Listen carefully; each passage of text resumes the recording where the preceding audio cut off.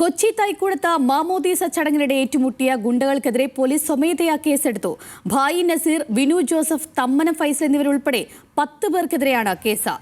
വിവരങ്ങളുമായി സഹിൻ ആന്റണി ചേരുന്നുണ്ട്. സഹിൻ, ഈ ഏറ്റുമുട്ടലിനിടെയായ സാഹചര്യം എന്താണ്? എപ്പോഴായിരുന്നു സംഭവം? എന്തൊക്കെയാണ് വിശദാംശങ്ങൾ?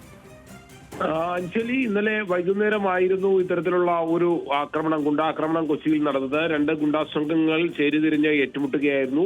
വിനു ജോസഫ് എന്ന ആ ഗുണ്ടയും ഒപ്പം തന്നെ തമ്മന ഫൈസൽ എന്ന മറ്റൊരു ഗുണ്ടയും തമ്മിലായിരുന്നു വാക്കുതർക്കമുണ്ടായത്. തമ്മന ഫൈസലിനെ വിനു ജോസഫിന്റെ കൂട്ടത്തിലുള്ള ആൾ ചീത്ത വിളിക്കുകയായിരുന്നു. ഇതോടെ ഇത് എതിർത്ത തമ്മന ഫൈസൽ വിനു ജോസഫും തമ്മിൽ ഏറ്റുമുട്ടുകയാണ് ഉണ്ടായത്. എന്തായാലും പോലീസ് ഇതിൽ സ്വമേധയാ കേസെടുത്തിരിക്കുകയാണ്.